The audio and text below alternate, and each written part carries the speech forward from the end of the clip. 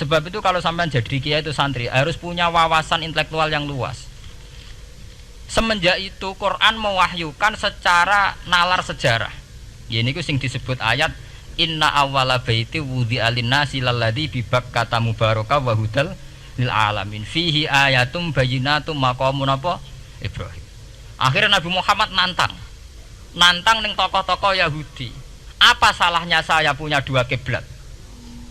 Baitul Maqdis adalah kiblatul anbiya karena dulu Nabi Musa di situ, Nabi Isa di situ. Sekarang saya menghadap ke kiblat yang lain karena itu kiblatul Ibrahim dan dia lebih senior. Lebih apa? Senior. Sebelum ada Baitul Maqdis itu sudah ada Mekah. Mekah lebih senior, lebih tua. Terus disebut fihi ayatum bayyinatum maqamun apa? Ibrahim. Nabi Musa, Isa adalah periode setelah Ibrahim. Sebab itu akhirnya semenjak perdebatan itu orang Islam bangga. Makanya sampean kalau ngaji hadis-hadis sahabat itu bangga. Ana mimman sholla al qiblaten, nggih. Ana mimman sholla ilal qiblaten. Aku termasuk sahabat yang menangi dua kiblat. Mergo zaman madhep Baitul Maqdis ya kiblatul anbiya, madhep Mekah nggih kiblatul anbiya. Artinya apa? Perdebatan ini dimenangkan oleh Nabi Muhammad bukan karena mitos atau kultus atau taklid buta, tapi memang secara sejarah kiblat tertua adalah Mekah. Ini disebut inna awala baiti wudi'a lin-nasi lalladzi napa bi Bakkata mubaraka wa hudalil alamin fihi ayatum bayyinatum maqamun apa Ibrahim. Artinya Quran tidak pakai teori mitos.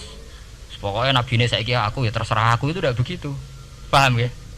Tapi diterangkan secara kesejarahan bahwa asal usul Mekah jadi kiblat itu rasional sekali. Bukan karena nabi orang Mekah mboten, memang dulu-dulunya Nabi Ibrahim berkiblat di situ.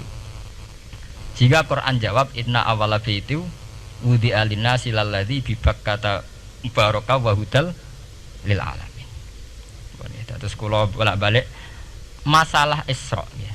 Niku masalah-masalah yang selain pelipul rarar itu ada petualangan intelektual, petualangan ilmiah, di mana Nabi Muhammad diperkenalkan oleh Allah, nggih, diperkenalkan watak para nabi, pilihan hidup para nabi, bahkan tradisi-tradisi para nabi. Sehingga mangke teng hadis sahih wonten keterangan saat Nabi nyancang atau menambatkan khimar atau buruk itu ya di batu yang dulu dipakai para nabi untuk nyancang nopo khimar. Jadi tradisi itu dimulai dari barang-barang sepele. Carane nyancang buruk we nabi mirip sama dengan nabi-nabi yang apa dulu. Terus memulainya Mi'raj juga sama dengan nabi-nabi dulu. Bon niku sing secara ilmiah tarikhiyah. Sakniki sing menyangkut akidah firqah fil Islam. Nah niki kula terangno. Menurut ahli sunnah, orang yang mengingkari Isra itu kafir. Ya kafir karena dzikra fil Quran nggih. Isra itu dzikra fil Quran. Makanya tadi saya jarang sekali pakai bahasa Mi'raj. Ya, tapi nek teng Indonesia wis kadung menang merjep peristiwa Isra dan apa? Mi'raj. Pokoke bahasa kadung salah, kadung menangan ya menangan. Wis kadung istilah Isra dan apa? Sebetulnya yang disepakati ulama itu hanya Isra. Artinya yang memungkiri Isra itu kafir karena dzikra fil Quran. Lah kemudian Mi'raj menurut keyakinan ahli sunnah itu terjadi. Setelah terjadi itu masalahnya biruhi wa jasadihi jami'an ma'an atau biruhi faqat. Nah, kemudian menjadi firqah-firqah yang macam-macam. Ada yang meyakini biruhi wa jasadi, ada yang meyakini biruhi napa faqat. Sampeyan kalau ngaji Al-Kawakibul Lama'ah karangannya Mbah Fadl atau kitab-kitab panduan ahli sunnah yang disahkan oleh NU. NU dulu pas musyawarah besar di Jombang yang dipakai panduan itu dulu yang disahkan itu Al-Kawakibul Lama'ah yang dikarang Mbah Fadl. Itu memang kita termasuk ngikuti yang biruhi wajah seti. Tapi sebetulnya dalam kelompok yang biruhi fakot itu ada orang keren di dalam dunia ilmiah. Ini termasuk Aisyah meyakini biruhi napa? Fakot. Ya, tapi itu sudah masalah-masalah kemudian berkembang menjadi di luar masalah firqah terus menjadi masalah said, masalah pengetahuan. Kalau masalah pengetahuan tentu kita ini terus masalah kan, artinya masalah itu kalau iman diukur dengan akal ya kadang tidak sambung. Wah itu mokal, orang dengan kecepatan sekian pasti hancur. Dan agama ukur akal terus ya repot.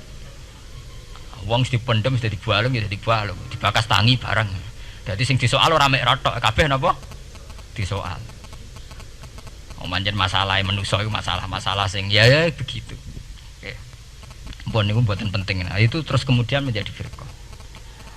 Terus kemudian ada hadis-hadis yang menerangkan proses Nabi dialek dengan para nabi.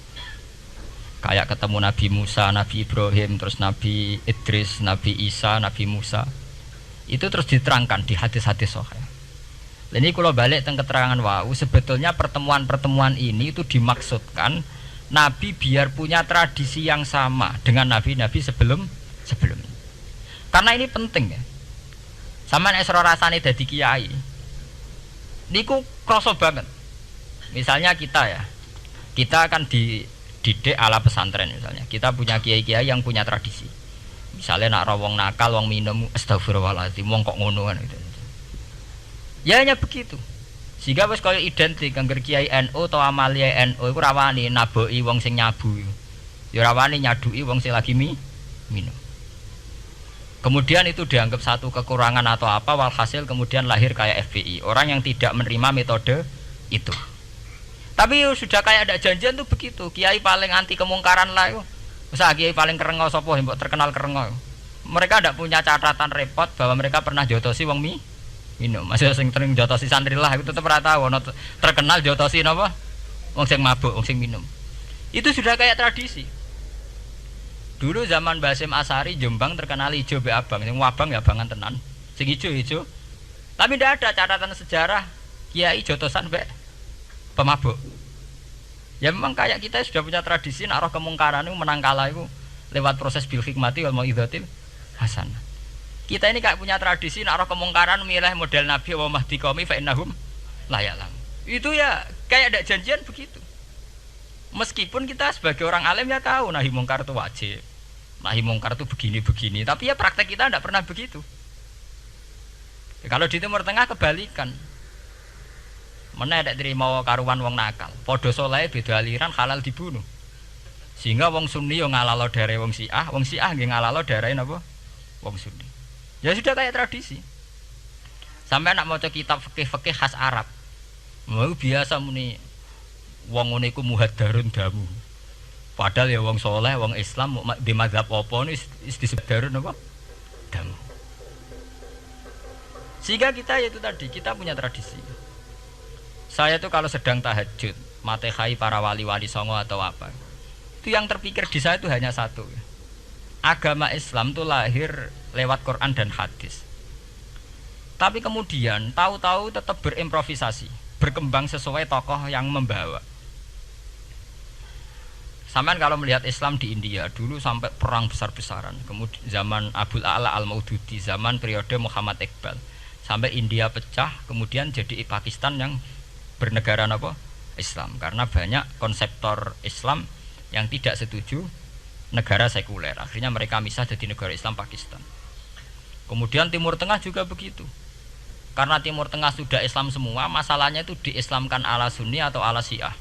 Iran menjelma sebagai aliran Syiah. Yang Sunni dianggap sesat, halal darah. Irak zaman Saddam Hussein pemerintahan Sunni. Sing Syiah dibantai sehingga wong Kurdi do mati. Era Saddam keok gentenan Saddam sing di bantai. Makanya kalau saya ngaji di Jogja, seminar di Jogja bilang, kita ini harus bersyukur. Kita ini punya tradisi konflik yang terbaik di dunia. Enggak, kita ini punya tradisi konflik yang terbaik di dunia. Sampai nak Isra Ikhwanil Muslimin teng Mesir. Badan Intelijen Nasional atau Badan Stabilitas Nasional, Bakor Setanas itu harus terima kasih sama tradisi tokoh-tokoh Islam di Indonesia. Lepas dari kita setuju tidak setuju itu terserah, tapi kita punya tradisi konflik yang paling baik di dunia. Kurang bencinya Gus Dur sama FPI atau FPI sama Gus Dur, paling mereka ya adu statement di depan wartawan. Itu bagus sekali. Cara neng Arab wis tembak-tembakan. Kita punya sejarah. Secara pesantren saya itu punya sejarah panjang. Zaman Mbah Imam beda dengan Mbah Zubair, zaman Kiai Memun beda dengan Kiai yang lain. Paling adu statement saat ada tamu itu paling bagus. Kita punya tradisi konflik paling bagus di dunia. Kayak apa mangkalnya orang NU saat Gus Dur diimpis, dipecat. Tapi habis itu ya sering seminar ketemu Amin Rais. Ya mereka adu polemik, ini tidak konstitusional, ini apa. Gus Dur nggawe jurus dekret. Sing sitok nggawe jurus sidang istimewa. Nah, kurang serem sidang istimewa dilawan sidang luar biasa. Pokoknya agak istilah sing serem-serem. Tapi tidak saling bunuh loh, sampean harus syukur loh. Selama ini orang awam sering bilang, "Loh kiai kok tukaran?" Sampean bandingkan di Timur Tengah, jenenge tukaran mesti tahdirudam. Para polisi, para badan intelijen, para yang menjaga stabilitas negara ini harus terima kasih sama tradisi tokoh-tokoh Indonesia. Yang namanya di Mesir, di Irak, di mana-mana jenenge tukaran mesti melibatkan pertumpahan darah. Saat Arab Saudi jadi Wahabi itu besar-besaran itu. Pembunuhan apa pengusiran orang-orang Sunni. Tapi di Indonesia enggak. Desi anarkis. Paling itu tadi adu polemik. MLB dilawan MLB itu masih keren sekali, tidak apa-apa. Itu lebih baik ketimbang adu jotos atau adu hizib lah. Itu masih bagus. Nenda ini sampean biar paham, biar syukur jadi bangsa Indonesia. Kita punya tradisi konflik yang baik. Sama nak setelah peristiwa teng Irak, teng Sudan, teng Khartoum, teng Darfur, itu kan orang Islam semua. Gara-gara beda mazhab saling bunuh. Di Mesir ya gitu, Ikhwanul Muslimin dengan pemerintah dan sebagainya. Hatta saya sebesar Sayyid Qutb, sing tokoh populer mohon kabudute mboten jelas. Di Indonesia bagus sekali. Kita menangi zaman secara sejarah, kita menangi bedanya dulu Ahmad Hasan dengan tokoh-tokoh NU. Kulo nu menangi secara sejarah sering baca. Terus zaman anyar-anyarane NU asas tunggal, bedanya Gus Dur dengan Kiai As'ad. Sak mangke bedane PKB dua versi. Mereka menyelesaikan secara beradab. Lewat pengadilan, kok pengadilan kalah lewat MA, beradab sekali. Kita harus bersyukur. Dibanding penyelesaian konflik kayak di Irak, kemudian ngundang Amerika, akhirnya sekarang kacau balu. Di Timor Leste yang latihan bikin Ramos Hurta disuduk. Indonesia paling banter ngobong fotonya SBC. Ya masih terhormat loh, masih artinya masih beretika. Kita harus syukur punya bangsa yang beradab. Wong ras tujuan antar kiai ya rasan-rasanan. Kiai kok ngono, sing tok kiai kok ngono. Nek sing kiai tengah-tengah ayo ana sing ngono, ana sing ngene dadi. Sing ra melok-melok biasanya terus milih amane, ya ana sing ngono, ana sing ngene. Jadi artinya kita yang baik. Saya itu berkali-kali ngaji Sampean kalau sering baca Quran dan menghayati, artinya orang baca Quran pelang-pelang rara karepe menghayati. Saya itu sekarang sesadar-sadarnya, saya masih belajar. Ini jamaah sini harus tahu. Saya hingga detik ini masih belajar. Entah itu lewat belajar baca Jalalain atau belajar merenung maupun belajar lewat yang lain. Quran itu dulu ya sering nyebut begitu itu saya tidak paham. Sekarang itu saya paham, tambah paham. Misalnya di juz 4 ada istilah ikhwanan. Orang mukmin disuruh ingat peristiwa-peristiwa yang dulu saling kuntum a'daan fa'allafa baina qulubikum fa'asbahtum bi ni'matihi napa ikhwanan. Dulu kamu bermusuh-musuhan yaitu antara kelompok Aus dan Khazraj. Gara-gara barokatul Islam sekarang kamu menjadi ikhwanan. Menjadi bersaudara. Sampean kalau melihat TV merunut konflik di Irak, sering ada bom bunuh diri, itu kan ada asal usulnya. Memang sekarang orang menimpakan kesalahan itu pada pasukan multinasional yang dipimpin Amerika dan Inggris. Tapi sebetulnya ada usul-usulnya.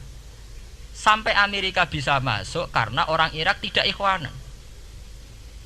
Tidak apa? Yaitu ada Syiah, ada Sunni, mereka saling menikam, saling bunuh. Sehingga karena ada ikhwanan ini pihak ketiga masuk, yaitu tentara multinasional. Makanya saat di Jogja ditanya, cara jenengan sebuti menyangkut Ahmadiyah, menyangkut konflik di Jakarta, saya bilang sekarang setiap orang bikin forum yaitu baik, kalau niatnya baik-baik. Tapi andaikan saya ditanya Tuhan nanti, hak kowe iku kelompok apa? Pokoknya angger NU atau Muhammadiyah ajak mayoritas, aku milih salah sitok itu. Bukan karena saya oportunis milih yang besar, itu lebih baik, lebih maslahat. Karena kalau setiap orang merasa benar bikin kelompok sendiri akan menjadi kelompok banyak. Dan saat menjadi kelompok banyak, tentu konfliknya lebih tidak terpola. Tidak apa? Terpola. Umpama Hasim tukaran mbek Din Samsudin itu terpola. Tapi nek angger wong ngrasa ketua dhewe tidak terpola. Bagaimanapun ikhwanan itu harus disyukuri. Nggih, dalam kondisi berteman. Sebab itu Nabi sering ngendikan ilzamu jamaahirul muslimin wa man sadza sadzafin. Mbok kamu itu ikut kelompok mayoritas saja. Jamaahirul muslimin cara bahasa netralnya mbok ya kamu itu ikut kelompok mayoritas saja. Karena kalau orang merasa benar kemudian bikin kelompok sendiri itu tidak ada selesainya. Lah akulah cara nuruti GR sebagai kelompok dhewe. Wong aku ya di umat, di pengaruh sing nyucup wis akeh. Tapi kalau semua orang merasa begitu kan repot nanti. Mursid di kelompok dhewe, tukang toreko di kelompok dhewe, tukang ngaji di kelompok dhewe. Model kitab pirang-pirang sesuk ana jamaah Jalalain, jamaah Muin, jamaah Fathul Wahhab. Nek sing iso ngaji jamaah tahlil, jamaah istighosah. Ora ana bar itu. Saya tuh kalau ditanya di Jogja, meskipun saya kritis, artinya kritis itu mungkin terhadap satu fenomena kita tidak setuju atau Muhammadiyah dalam banyak hal atau satu dua hal. Itu tidak menjadi alasan kita untuk tidak mengikuti mainstream. Karena kalau mainstream ini dilanggar, itu kita tidak akan ikhwanan. Dan akibat negatif dari tidak ikhwanan adalah kayak kasus Irak. Iran itu kenapa tidak mudah diserang Amerika padahal punya nuklir? Karena mereka seragam Syiah semua. Itu lebih gampang, lebih susah. Lawan itu apa? Susah. Arab Saudi juga mudah diadu karena karuan seragam Wahabi semua. Kita tidak bicara itu ya akidah, mungkin kamu bisa debat Wahabi itu benar apa enggak, tapi karena relatif aman nggak diacak. Indonesia juga gitu. Kenapa tidak banyak konflik? Karena orang itu Islamnya kalau udah NU ya Muhammadiyah, buat cocok ra cocok boleh milih. Itu lebih mudah ketimbang ada faksi-faksi baru kemudian stabilitas menjadi tambah kacau. Lalu kalau niku saya loh ya, saya pribadi menghimbau melihat ayat itu dihitung Tuhan sampai Allah ngendikan apa ifkuntum a'daan fa'allafa baina qulubikum fa asbahtum bi nikmatihi napa. Kekuatan sebuah negara itu bukan karena senjatanya canggih tapi karena rakyatnya tidak benci.